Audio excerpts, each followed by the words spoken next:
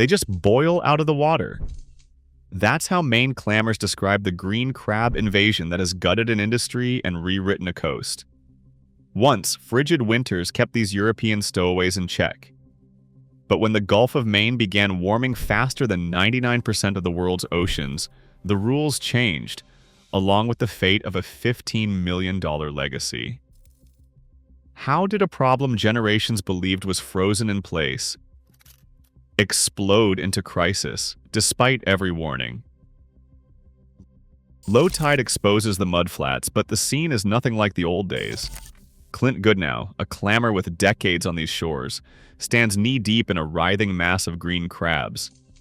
Their claws snap and scramble over each other, covering every inch of exposed mud. He shakes his head. He says, "They just boil out of the water." His voice cuts through the noise of shells cracking and legs scraping, the sound of a harvest turned invasion. The mud, once dotted with the telltale holes of soft-shell clams, now churns under millions of armored invaders. Each step sends dozens scuttling in every direction. Nets and rakes, once used to gather clams, now tangle with green crabs by the bucketful. The air smells sharp and briny, more crab than clam. Every trap set for clams comes up heavy with green, their numbers overwhelming any attempt to clear them. The water itself seems alive, a living carpet that surges with the tide. Clint's hands, practiced at pulling clams from the mud, now grip handfuls of crabs instead. The old patterns are gone. Where harvesters once measured their day by the weight of clams, now they measure it by the weight of what's lost. The scale is impossible to ignore. No fence, no trap, no effort seems to make a dent. The question hangs in the salty air. Can any human effort match this? On this coast, the answer is written in every claw and every empty clam shell.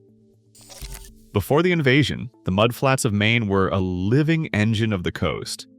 Each year, diggers pulled more than 33 million pounds of soft-shell clams from the tidal mud, feeding a fishery that reached into every corner of the state. Clam digging wasn't just a job. It was a way of life passed down through families and woven into the rhythm of the tides. The flats themselves stretched for miles, their surface marked by tiny holes and winding tracks, signs of a healthy, bustling ecosystem.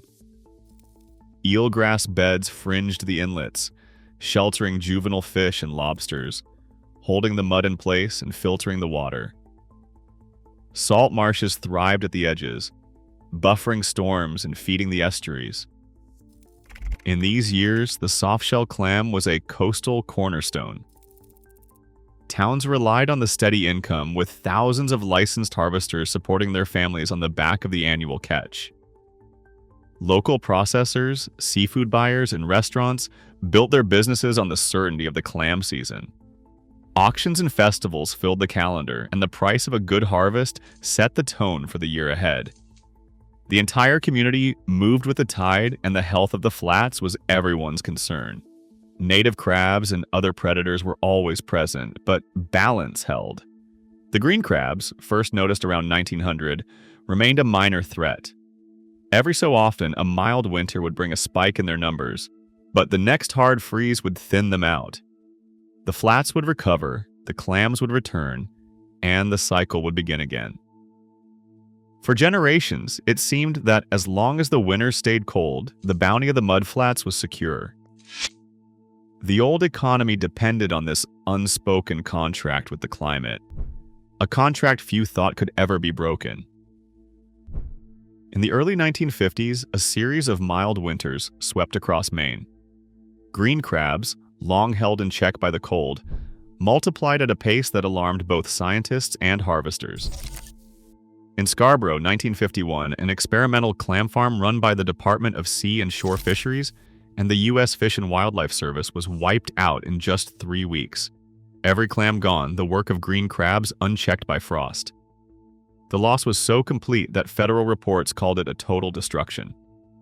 Similar scenes played out in Islesboro, Wells, Bremen, Jonesport, and Searsport, where entire clam populations vanished from unfenced beds. By 1961, the U.S. Department of the Interior issued a stark bulletin. Green crabs had become the most serious clam predator since 1949. Yet as cold winters returned in the early 1960s, the crisis receded. Clam harvests rebounded, and the prevailing wisdom settled back into place. Nature would handle the problem, as it always had. But not everyone was convinced.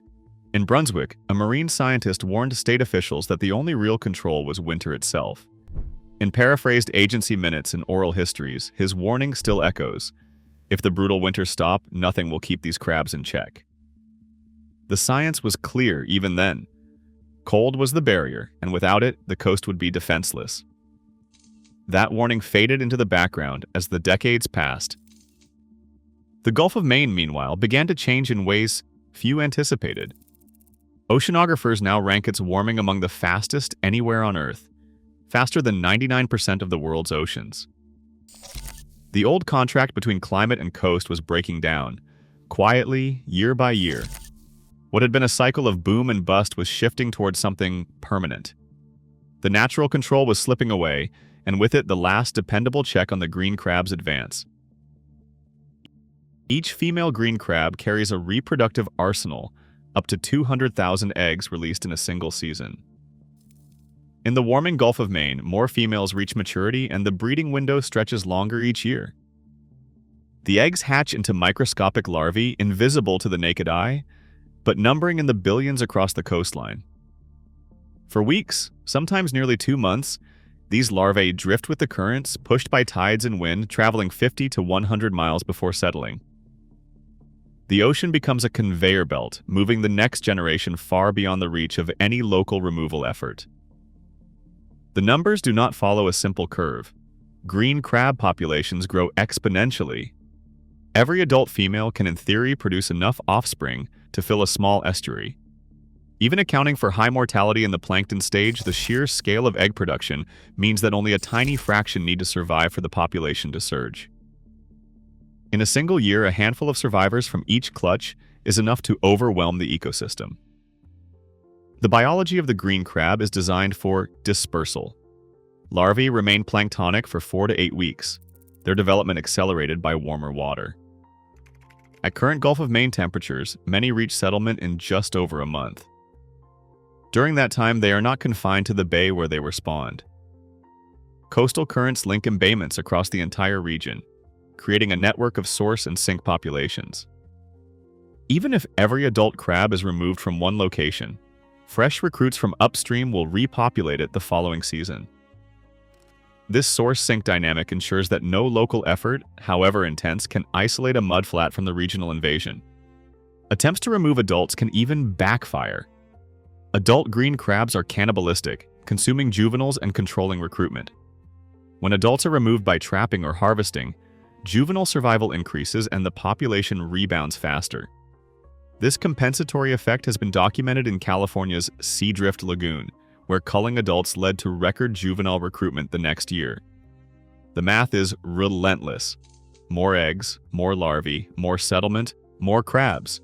Population models make the limits clear. To drive a regional decline, more than 90% of reproductive adults and large juveniles would need to be removed every single year, across every connected estuary. No market, no volunteer trapping campaign, no coordinated community effort has ever approached this threshold. The exponential growth outpaces any linear removal strategy. The ocean currents, the biology of dispersal, and the reproductive output combine to create a system where control is mathematically unachievable. The green crab does not just survive in Maine, it multiplies beyond the reach of human intervention, its numbers written into the tides, the currents, and the warming sea. Up and down the Maine coast, a new kind of market theater took shape. The old tools, traps, fences, and volunteer hunts had failed to slow the green crab tide. So the question became, if you can't beat them, can you eat them? At first, the idea sounded like a punchline. Green crabs weren't exactly a delicacy. Their shells were tough, their meat stringy, and picking a pound of flesh from a pile of crabs was a test of patience. But necessity breeds invention. Researchers at New Hampshire Sea Grant ran a soft shell trial, timing harvest to the brief molt window when green crabs shed their armor and could be eaten whole. The flavor, they found, was sweet. Some compared it to blue crab. Soft-shell green crabs fetched high prices in Boston's best kitchens, but the supply was fleeting and unpredictable. Chefs scrambled to get their hands on them, and the window closed almost as soon as it opened. Entrepreneurs and food scientists saw an opportunity. Tamworth Distilling, a small New Hampshire outfit, launched Crab Trapper whiskey. The recipe was part spirit, part spectacle. Green crab essence distilled into a bottle, sold as both curiosity and solution. National news picked up the story, segments ran on morning shows and food blogs, and for a moment, green crabs were the talk of the culinary world. Orders spiked, and the distillery could barely keep up. But beneath the buzz, the numbers told a different story. A single batch used less than 1,000 crabs. Even if every distillery in New England joined in, the green crab population would hardly notice. The kitchen experiments kept coming. Broth powders, empanadas, chowders, even green crab ramen. Each new dish promised to turn a pest into profit. St. R's & Company's crab broth powder made it to the finals at the 2023 Seafood Expo, a nod to the creativity and hustle of local producers. Yet when asked about the bottom line, the founder shrugged. Not profitable yet. The labor was intense, the yield was low, and the supply chain ran on unpredictability. Restaurants hosted Green Crab Week, offering specials and teaching diners about the invasion. Cookbooks appeared, featuring 7 ways to cook the invader. Bait markets opened, and fertilizer companies tested crab compost. The energy was real, the optimism genuine, but the scale was always off. For every pound sold to a chef, 1,000 more crabs slipped into the mud. Fishermen, ever practical, saw through the hype. One summed it up with a question that stuck. How many pounds will restaurants order? The answer so far was never enough. The market could nibble at the edges, but the math was relentless. Green crabs kept multiplying, their numbers written into every tide. The charm of the culinary solution was real, but the mismatch between demand and reproduction was impossible to ignore. Massachusetts opened the door wide. Anyone could trap green crabs. No license, no fee, no quota. The permit was free, the idea simple. Strip away barriers and see if a market would grow. In Maine, the Department of Marine Resources refused to create a regulated fishery. Officials saw danger in treating a destructive invader as a commercial asset. Their policy was clear.